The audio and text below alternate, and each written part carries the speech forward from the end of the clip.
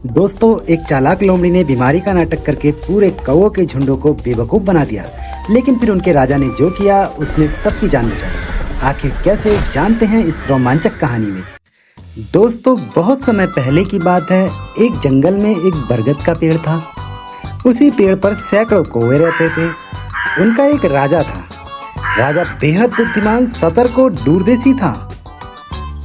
राजा की वजह से पूरा झुंड सुरक्षित रहता था। लेकिन पास की ही एक गुफा में एक चालाक लोमड़ी रहती थी।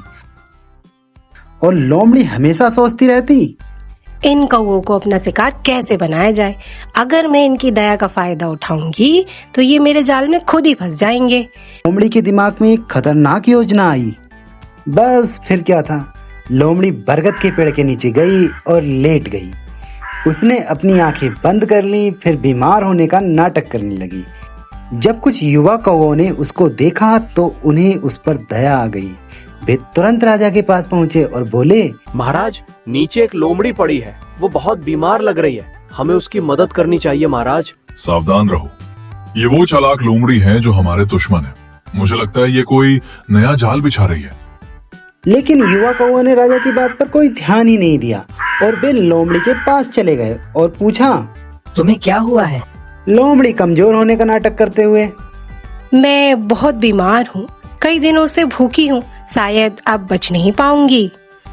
लोमड़ी की बात सुनकर कौओं का दिल पिघल गया और वे रोज लोमड़ी के लिए फल, अनाज और खाने की वस्तु ले जाने लगे। लोमड़ी मजे से खाती और मन ही मन हंसती रहती। उधर कौओं का राजा उन्हें रोज चेतावनी देता, दोस्तों, लोमड़ी बीमार नहीं है, ये ताकत इकट्ठा कर रही है। एक दिन हम पर हमला करेगी। लेकिन किसी ने भी राजा की बात नहीं मानी। तभी राजा ने फैसला किया।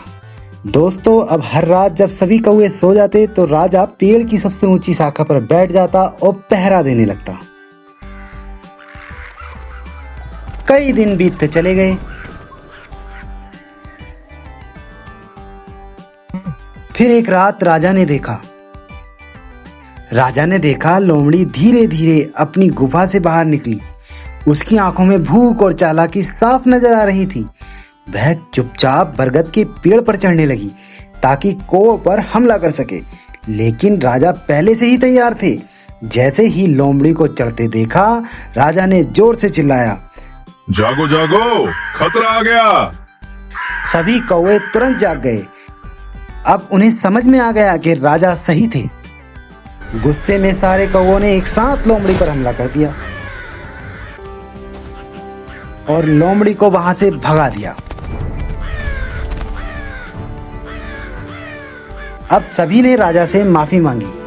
हमें माफ कर दीजिए। दोस्तों, दया अच्छी बात है, लेकिन दया के साथ विवेक भी जरूरी है। दोस्तों, हर किसी पर आंख बंद करके विश्वास नहीं करना चाहिए। दोस्तों, आपको कहानी कैसी लगी जरूर बताएं और वीडियो को लाइक करें, शेयर करें और हमारे चैनल को सब्सक्राइब करें। फिर मिलते हैं दोस्तों, धन्यवाद।